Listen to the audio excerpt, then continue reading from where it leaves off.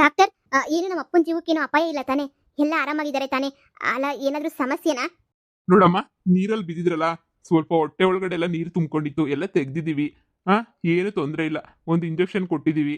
ಸ್ವಲ್ಪ ಎದ್ರುಕೆಗೆ ಸ್ವಲ್ಪ ಜ್ವರ ಜಾಸ್ತಿ ಆಗಿದೆ. ಏನು ತೊಂದರೆ ಇಲ್ಲ ಈಗ ಸದ್ಯಕ್ಕೆ. ಈಗ ಸಂಜೆ ತನಕ ಹಾಸ್ಪಿಟಲ್ ಅಲ್ಲೇ ಇರಲಿ. ಬೇಕಾದ್ರೆ ನೀವು ಸಂಜೆ ಎಲ್ಲ ಆದ್ಮೇಲೆ ನೀವು ಕರ್ಕೊಂಡೋಗಿ, ಯಾವ ತೊಂದರೆನೂ ಆಗಲ್ಲ. ಓ, ಆಯ್ತು ಡಾಕ್ಟ್ರೆ. ಏನಪ್ಪ, ಸುಸ್ತು ಏನಾದ್ರೂ ಜಾಸ್ತಿ ಆಯ್ತಾ? ಗ್ಲೂಕೋಸ್ ಬಾಟ್ಲ್ ಹಾಕಿದ್ದೀನಿ, ಏನು ತೊಂದರೆ ಇಲ್ಲ, ಎಲ್ಲ ಸರಿ ಹೋಗುತ್ತೆ. ಸರಿನಾ? ಯಾಕಪ್ಪ ಕೆರೆಗೆ ಬಿದ್ದುಬಿಟ್ಟಿದ್ರಲ್ಲ, ಕಾಲ್ ಜಾರ್ ಏನಾದ್ರೂ ಬಿದ್ದುಬಿಟ್ರಾ?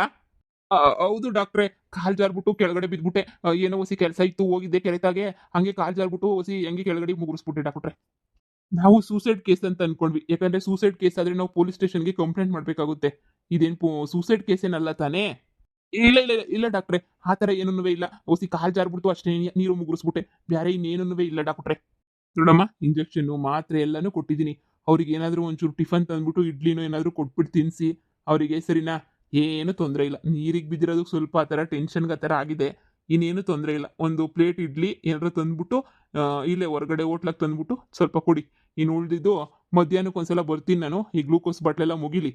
ನರ್ಸ್ಗೆಲ್ಲ ಹೇಳಿರಿ, ತೆಗಿಸ್ರಿ. ಮಧ್ಯಾಹ್ನ ಒಂದ್ಸಲ ಬಂದು ಚೆಕ್ ಮಾಡ್ತೀನಿ. ಮೈ ಏನಾದರೂ ಬಿಸಿ ಇದ್ರೆ ನೋಡೋಣ, ಇನ್ನೊಂದು ಯಾವ್ದಾದ್ರು ಇಂಜೆಕ್ಷನ್ ಏನಾದರೂ ಹಾಕ್ತೀನಿ. ಆಯ್ತು ಆಯ್ತು ಡಾಕ್ಟ್ರೆ. ಹುಷಾರು ಕಣಪ್ಪ. ಅಪ್ಪ, ಒಂದ್ ನಿಮಿಷ ಇಡ್ಲಿ ತಗೊಂಡ್ ಬರ್ತೀನಿ. ಅಯ್ಯೋ, ಈ ನನ್ನ ಮುದ್ದಿನ ಮಗಳನ್ನ ನಾನೇ ದ್ವೇಷ ಮಾಡ್ತಾ ಇದ್ನಲ್ಲಪ್ಪ.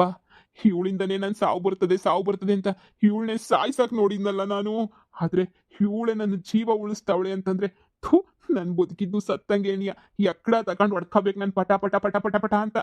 ಮಗಳೇ, ನಿನ್ನೆ ಸಾಯ್ಸಕ್ ನೋಡಿದ್ದೆ ಕಣವ್ವ ನಾನು, ನಿನ್ನೆ. ಏನ್ ಮಾಡ್ಲಿ ನಾನು? ಇಂಥ ಪಾಪಿ ಅಪ್ಪ ಯಾರಿಗೂನು ಬೇಡ, ಯಾವ ಮಕ್ಳಿಗೂನು ಇಂಥ ಪಾಪಿ ತಂದೆ ಬೇಡ ಕಣಪ್ಪ, ಬೇಡ. ನಾನು ಎಂಥ ದೊಡ್ಡ ಪಾಪಿ ಅಂತ ಈಗ ಗೊತ್ತಾಯ್ತಾಯ್ತು ನನಗಂತೂ. ದೊಡ್ಡ ಪಾಪಿ ಆಗೋಗ್ಬಿಟ್ನಲ್ಲ ನಾನಂತೂ. ನಾನು ಬದುಕಲೇಬಾರ್ದಾಗಿತ್ತು. ನನ್ನ ಮಗಳು ಯಾವ ಕಾರಣಕ್ಕೆ ನಾನು ಬದುಕಿಸ್ಬಿಟ್ಲು, ನಾ ಕಾಣೆ. ಹಾ ಅಪ್ಪ, ತಗೊಳ್ಳಿ, ಇಡ್ಲಿ ತಿನ್ನಿ. ಅದು ಮಗಳೇ, ನನ್ಗೆ ಯಾಕೋ ಹೊಟ್ಟೆ ಸಿತಾ ಇಲ್ಲ ಮಗಳೇ, ಬೇಡ ಮಗಳೇ ನನಗೆ. ಅಪ್ಪ, ತಗೊಳ್ಳಿ ತಿನ್ನಿ. ನೋಡಿ, ನೀವು ಏನು ತಿಂದೇ ಇಲ್ಲ, ಬರೀ ಗ್ಲೂಕೋಸ್ ಬಾಟ್ಲ್ ಹಾಕ್ಸ್ಕೊಂಡೇನೇ ಇದ್ದೀರಿ. ಬನ್ನಿ ತಗೊಳ್ಳಿ, ತಗೊಳ್ಳಿ. ನೋಡಿ, ಚಟ್ನಿ ಖಾಲಿಯಾಗಿ ಹೋಗ್ಬಿಟ್ಟಿತ್ತು. ಡಾಕ್ಟ್ರು ಬರೀ ಇಡ್ಲಿ ನೆನೆಯ ಕೊಡಿ ಅಂತ ಹೇಳಿದ್ರಲ್ಲ, ಅದಕ್ಕೆ ಇಡ್ಲಿ ನೆನೆಯ ಕೊಡ್ತಾ ಇದ್ದೀನಿ. ತಗೊಳ್ಳಿ ಅಪ್ಪ, ತಗೊಳ್ಳಿ. ನೀವು ಉಪವಾಸ ಇದ್ರೆ ಮತ್ತೆ ನೀವು ಯಾವಾಗೂ ಸ್ಟ್ರೆಂತ್ ಆಗಲ್ಲ. ತಗೊಳ್ಳಿ ಮಗಳೇ, ಈಗಲಾದ್ರೂ ನನ್ನ ಕ್ಷಮಿಸ್ತೀಯನವ?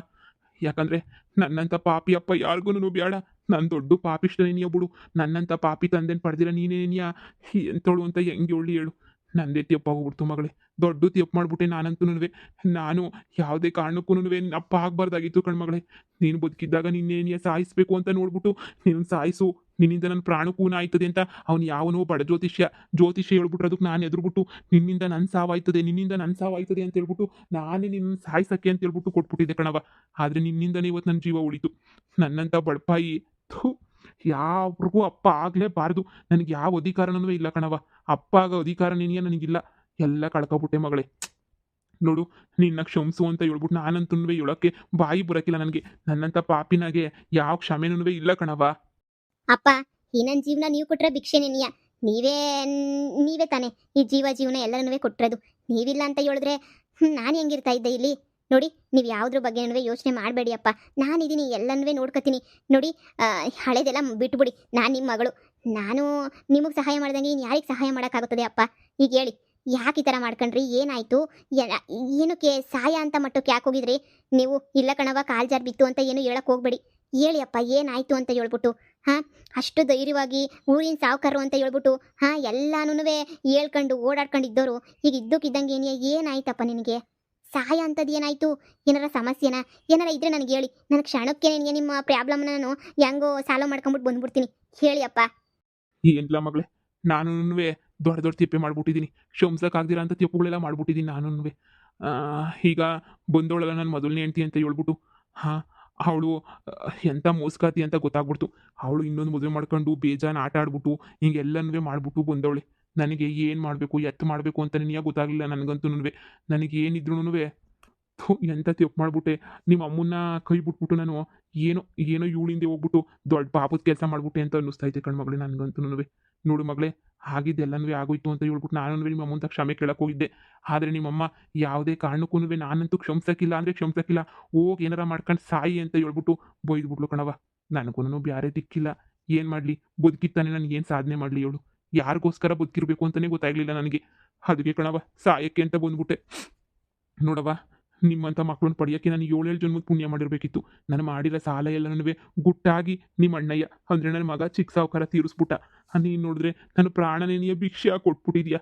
ಹಾಂ, ನಿಮ್ಮಂಥ ಮಕ್ಳನ್ನ ಬಿಟ್ಬಿಟ್ಟು ನಾನು ಥೂ ಎಂತೆಂಥ ಅಲ್ಕ ಕೆಲಸ ಮಾಡ್ಕೊಂಡು ಓಡಾಡಿದ್ದೀನಿ ಮಗಳೇ. ಇವತ್ತು ನಿಮ್ಮ ಮುಂದೆ ನಾನು ತಲೆ ತಗ್ಗಿಸ್ಬೇಕು ಅಂತ ಅನ್ನಿಸ್ತೈತೆ. ನಾನು ಇಂಥ ತಪ್ಪು ಕೆಲಸ ಮಾಡ್ತೀನಿ ಅಂತ ಅನ್ಕೊಂಡಿರಲಿಲ್ಲ, ಆದರೂ ಮಾಡ್ಬಿಟ್ಟಿದ್ದೀನಿ. ಎಲ್ಲ ತಪ್ಪು ಕೆಲಸನೂ ಮಾಡ್ಬಿಟ್ಟಿದ್ದೀನಿ. ನಿನ್ನೆ ಸಾಯ್ಸಕ್ಕೆ ಹೊರಟಿರ ಅಂತ ನಿಮ್ಮ ಅಪ್ಪನ ನಿನಗೆ ಬೇಜಾರಾಯ್ತಿಲ್ವಾ ಮಗಳೇ? ನಿನ್ನ ಸಾಯ್ಸಕ್ಕೆ ಹೋಗಿರೋ ಕಂತ್ರಿ ನನ್ನ ಮಗ ನಾನು. ಅಪ್ಪ, ಆಗಿದ್ದೆಲ್ಲ ಆಗೋಯ್ತು ನೋಡಿ. ನೀವೇನು ತೊಂದರೆ ಮಾಡ್ಕೋಬೇಡಿ ನೋಡಿ. ಅದು ಹಿಂದ್ಲದೆಲ್ಲ ನನಗೆ ಬೇಡ. ನೀವು ಇವಾಗ ಬದಲಾಗಿದ್ದೀರಲ್ಲ ಅಷ್ಟೇ ಸಾಕು. ನಿಮ್ಮ ಸಾಲ ಎಷ್ಟಾಯ್ತೋ ಹೇಳಿ ಅಪ್ಪ, ನಾನು ತೀರಿಸ್ತೀನಿ. ನನಗೆ ಅಂತ ಅಮ್ಮ ಎಷ್ಟೊಂದು ಆಸ್ತಿ ಬರ್ಕೊಟ್ಟವ್ರೆ, ಎಷ್ಟೊಂದು ಬಂಗಾರ ಕೊಟ್ಟವ್ರೆ, ಎಷ್ಟೊಂದು ದುಡ್ಡು ಕೊಟ್ಟವ್ರೆ ಗೊತ್ತಾ ಅಪ್ಪ. ನನಗೇನಿದ್ರು ನೀವು ಚೆನ್ನಾಗಿರಬೇಕು. ಹಾಂ, ನಿಮ್ಗೆ ಏನು ಸಾಲ ಇದ್ರು ಹೇಳಿ. ನಿಮ್ಗೆ ಎಷ್ಟು ಲಕ್ಷ ದುಡ್ಡು ಬೇಕು ಹೇಳಿ, ನಾನು ಕೊಡ್ತೀನಿ. ನನ್ನ ಒಡವೆ ಮಾರಾದರೂ ಪರವಾಗಿಲ್ಲ ಅಪ್ಪ, ನಿಮ್ಮ ಸಾಲ ನಾನು ತೀರಿಸ್ತೀನಿ ಅಪ್ಪ. ನನಗೆ ನಿನಗಿನ್ನ ಹೆಚ್ಚು ಯಾವುದೂ ಇಲ್ಲ ಅಪ್ಪ. ನನಗೆ ನೀವಿಲ್ಲ ಅಂದರೆ ನಮ್ಗೆ ಯಾರು ದಿಕ್ಕು ಹೇಳಿ? ನೀವೇನೇ? ಹೌದು, ನನಗೂ ಇಬ್ಬಿಬ್ರಪ್ಪ ಇಬ್ಬಿಬ್ರಮ್ಮ. ನನಗಂತೂ ಎಲ್ಲದ್ರಾಗೂ ಎರಡೆರಡು ಪಿರುತಿನಿಯೇ ಸಿಕ್ಕೈತೆ. ಆದರೆ ಎಲ್ಲರ ಮೇಲೂ ಅದೇ ಪಿರುತಿನಿ ಐತೆ, ನಿಮ್ಮ ಮೇಲೂ ಪಿರುತಿ ಐತೆ. ನೀವೊಂಚೂರು ಹಂಗೋ ಹಿಂಗೋ ಆಡ್ತಿದ್ದಕ್ಕೆ ನನಗೊಸಿ ಬೇಜಾರಾಯ್ತಾಯಿತ್ತು. ಅಷ್ಟು ಬಿಟ್ರೆ ನಿಮ್ಮ ಮ್ಯಾಲೆ ಯಾವ ಕೋಪ ಗೀಪ ಏನೂ ಇಲ್ಲ ಕಣಪ್ಪ. ನೋಡಿ, ನೀವು ಬಂದರೆ ನನಗೆ ಇವತ್ತೂ ಭಾಳ ಇಷ್ಟ ನೆನೆಯ. ನೀವು ತಿಂಡಿತೀನಿ ಸರಿನಾ? ಇಲ್ಲಿ ನಡೆದಿರೋ ವಿಚಾರನ ನಾವು ಯಾರಿಗೂ ಹೇಳೋದು ಬೇಡ. ಈಗೇನು ಅಮ್ಮ ನಿಮ್ಮನ್ನ ಕ್ಷಮಿಸಿ ಗಂಡ ಅಂತ ಒಪ್ಕೋತಾರೆ. ನೀವು ಅದ್ರ ಬಗ್ಗೆ ನನಗೆ ಬಿಟ್ಬಿಡಿ, ನಾನು ಅಮ್ಮನ ಹತ್ರ ಮಾತಾಡ್ತೀನಿ. ಇಲ್ಲ ಮಗಳೇ, ನಿಮ್ಮಮ್ಮ ಯಾವುದೇ ಕಾರಣಕ್ಕೂ ಒಪ್ಕೊಳಕ್ಕಿಲ್ಲ ನನ್ನ ಗಂಡ ಅಂತ ಹೇಳ್ಬಿಟ್ಟು. ನೋಡು, ಇನ್ನು ಒಪ್ಕೊಂಡು ಏನಾಗಬೇಕು? ನಾನಿನ್ನ ಮನೆಗೆ ಹೋಗೋದು ಇಲ್ಲ. ನಾನು ಬಿಟ್ಬಿಡು. ನಾನಂತೂ ಇನ್ನು ಮನೆಗೆ ಹೋಗ್ಬಿಟ್ರೆ ಮುರ್ವದಿರ್ತದ. ಏನು ಬೇಡ ಮಗಳೇ, ನಾನು ಎಲ್ಲರ ದೂರ ಬರ ಹೊಂಟೋಗ್ಬಿಡ್ತೀನಿ ಕಣ್ಮಗಳೇ. ಸವಾಸ ನೆನೆಯ ಬೇಡ ನನಗಂತೂ. ಇಲ್ಲಿದ್ದರೆ ತಾನೇ ಎಲ್ಲನೂ ಸಮಸ್ಯೆ. ಎಲ್ಲನೂ ದೇಶಾಂತರ ಹೋಗ್ಬಿಡ್ತೀನಿ. ಯಾವ ದುಡ್ಡು ಬೇಡ, ಏನೂ ಬೇಡ. ನಿಮ್ಮಂಥ ಮಕ್ಕಳನ್ನ ಪಡೆದಿದ್ದೀನಲ್ಲ, ನನಗೆ ಅದಕ್ಕಿನ್ನೂ ಇನ್ನೇನು ಬೇಕು ಹೇಳು? ನಾನು ದೇಶಾಂತರ ಹೊಂಟೋಗ್ಬಿಡ್ತೀನಿ. ನೀನೇನು ನಿಮ್ಮ ಅಮ್ಮಂಗೂ ಹೇಳ್ಬೇಡ ಕಣವ. ನಾನೇನು ಸಾಯಲ್ಲ. ಎಲ್ಲರೂ ಹಿಮಾಲಯಕ್ಕೆ ಹೋಗ್ಬಿಟ್ಟು ತಪಸ್ ಮಾಡ್ತೀನಿ. ಇದೊಳ್ಳೆ ಚೆನ್ನಾಗಿ ಹೇಳ್ತಾ ಇದ್ರ. ತಪಸ್ ಮಾಡ್ತಾರಂತೆ ತಪಸ್ಸು. ಅಪ್ಪ ಸುಮ್ಕಿರಪ್ಪ ನೀನು. ಇನ್ನು ಅಣ್ಣ ಇನ್ನು ಮದುವೆ ನೋಡಬೇಕು, ಏನು ನೋಡಬೇಕು? ನಿಮಗೆಲ್ಲನೂ ಮೋಸ ಮಾಡೋರಲ್ಲ, ಅವ್ರಿಗೆಲ್ಲ ಹೆಂಗೆ ಬುದ್ಧಿ ಕಲಿಸ್ಬೇಕು, ಅವ್ರ ಮುಂದೆ ಎಲ್ಲ ಹೆಂಗೆ ಉರ್ಸ್ಕೊಂಡು ಓಡಾಡಬೇಕು ತಿಳಿದಿಲ್ವೇ ನಿಮಗೆ? ಅವ್ರ ಮುಂದೆ ಮೀಸೆ ತಿರುಗ್ಕೊಂಡು ಓಡಾಡಬೇಕು ಕಣಪ್ಪ ನೀನು. ಮೀಸೆನ ತಗ್ಗಿಸ್ಕೊಂಡೆಲ್ಲ ಓಡಾಡೋದು. ನಿಮ್ಗೇನಪ್ಪ ಬಂದಿರೋದು ರೋಗ? ಅಯ್ಯೋ, ಅವ್ರಿಗೆಲ್ಲ ಎದುರ್ಕೊಂಡು ಸಾಯ್ತಿರಲ್ಲ ನೀವು. ತಿನಿ ಇವಾಗ ಸುಮ್ಕೇನಿಯ, ನಾನು ಅವ್ರಿಗೆಲ್ಲ ಬುದ್ಧಿ ಕಲಿಸ್ತೀನಿ. ನೋಡಿ, ನೀವು ಈ ವಿಚಾರನ ಹೇಳಕ್ಕೆ ಹೋಗ್ಬಿಡಿ. ನೋಡಿ, ಅಮ್ಮಂತಾಗ ನಾನು ಮಾತಾಡ್ತೀನಿ. ನಿಜವಾಗ್ಲೂ ನಿಮ್ಮ ಅಮ್ಮ ನನ್ನ ಒಪ್ಕೊತಾಳೆ ಅಂತೀಯ ಮಗಳೇ? ಒಪ್ಕೋತಾರೆ. ಸಾವುಕರೇ, ನನಗೆ ಕ್ಷಮಿಸ್ಬಿಡಿ. ಕುಡ್ದಿರ ಇದ್ರಾಗ ಹೆಂಗೋ ಮಾತಾಡ್ಬಿಟ್ಟೆ. ನೀವು ಸಾಯ್ತೀನಿ ಅಂದಾಗ ಹೋಗಿ ಸಾಯಿರಿ ಮಾಡ್ರಿ ಅಂತ ಹೇಳ್ಬಿಟ್ಟು ನಾನೇನು ವಕ್ರವಾಗಿ ಮಾತಾಡ್ಬಿಟ್ಟು ನಿಮ್ಮ ಮನಸ್ಸಿಗೆ ಶಾನೆ ಬೇಜಾರು ಮಾಡ್ಬಿಟ್ಟು ಏನಿಸ್ತದೆ? ದೇವ್ರನ್ನೇ ನೀವು ಸಾಯಕ್ಕೆ ಹೋಗ್ತೀರಾ ಅಂತ ನನ್ನ ಮನ್ಸಾಗೂ ಅನ್ಕೊಂಡಿರಲಿಲ್ಲ.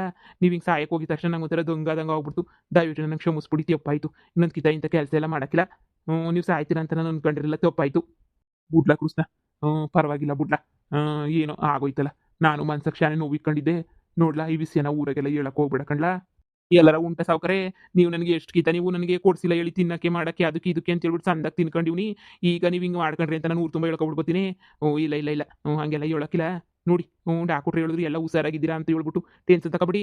ಅಲ್ಲಿ ನೋಡಿ ಚಪ್ರ ಪೂಜೆ ನಡೀತೈತೆ. ಮಂತಾಗ ನೋಡಿದ್ರೆ ನೀವು ನೋಡ್ರಿ ಹಿಂಗೆ ಆಸ್ಪತ್ರೆನಾಗಿದ್ದೀರಾ ಹೇಳೋಕ್ಕೆ ಒಂಥರ ಆಯ್ತದೆ. ನೋಡಿ, ಏನಿಲ್ಲ ಮತ್ತೆ ಡಾಕ್ಟ್ರು ಹೇಳಿದ್ರು ಸಂಜೆ ಅಷ್ಟೊತ್ತಿಗೆ ಮನೆ ಕರ್ಕೊಂಡು ಹೋಗ್ಬೋದಂತೆ. ನೀವು ನೆಟ್ಟಗೆ ಮನೆಗೆ ಬರ್ರಿ, ಏನು ಸಮಸ್ಯೆ ಇದ್ರು ಮಾತಾಡ್ಕೊಂಡು ತೀರ್ಮಾನ ಮಾಡ್ಕೊಳ್ಳೋಣ. ನೋಡಿದ್ರಪ್ಪ, ನಾವು ದುಡ್ಡು ಅಹಂಕಾರ ಅಂತ ಹೇಳ್ಬಿಟ್ಟು ಅದನ್ನೆಲ್ಲ ಪಕ್ಕಕ್ಕೆ ಇಕ್ಬಿಟ್ರೆ ಎಲ್ಲರೂ ನಮ್ಮೋರೆ. ಬಡವರು ನಮ್ಮೋರೆ, ಸಾವುಕಾರರು ನಮ್ಮೋರೆ, ಎಲ್ಲರೂ ನಮ್ಮೋರೆ ನೆನೆಯ. ಇನ್ನು ಶ್ರೀಮಂತ ಫ್ರೆಂಡ್ಸ್ ಎಲ್ಲರೂ ಬರೀ ನಿನ್ನ ಜೊತೆ ಕುಡಿಯೋಕ್ಕೆ ಮಜಾ ಮಾಡೋಕ್ಕೆ ಅಷ್ಟೇ ನೆನೆಯ ಬರ್ತಾರೆ. ಆದರೆ ಒಂದು ಬಡವ ಫ್ರೆಂಡು ನಿನ್ನ ಪ್ರಾಣ ಉಳ್ಸೋಕ್ಕೂ ಲೆಕ್ಕ ತಗೊಳ್ಳಲ್ಲ, ನಿನ್ನ ಮರ್ಯಾದೆ ಉಳ್ಸೋಕ್ಕೂ ಲೆಕ್ಕ ತಗೊಳ್ಳಲ್ಲ. ಅಷ್ಟು ಮರ್ಯಾದೆನ ಉಳಿಸ್ತಾರೆ ಅಪ್ಪ. ಅರ್ಥ ಮಾಡ್ಕೊಂಡಿದ್ದೀರಾ ಅಂತ ಅನ್ಕೋತೀನಿ. ಈ ಚಿಕ್ಕ ವಯಸ್ಸಿಗೆ ತುಂಬ ತಿಳ್ಕೊಬಿಟ್ಟಿದ್ಯಾ ಮಗಳೇ, ನೀನು ತುಂಬ ತಿಳ್ಕೊಬಿಟ್ಟಿದ್ಯಾ. ಸೋಮ್ಕಿರಿ ಸಾವುಕಾರ, ನೀವು ಓದ್ಕೊರ ಏನು ಸಂದ ಕಣಕಿಲ್ಲ. ಅಯ್ಯೋ ವರ್ಸ್ಕೊಳ್ಳಿ ಕೊಂಡ, ನೀವು ಸಂದ ಕಣಕಿಲ್ಲ. ಅಳೋದು ನಿಲ್ಸಿ ಅಪ್ಪ ಪ್ಲೀಸ್. ಈಗಾದ್ರೂ ಇಡ್ಲಿ ತಿನ್ನಿ. ಸರಿ ಮಗಳೇ.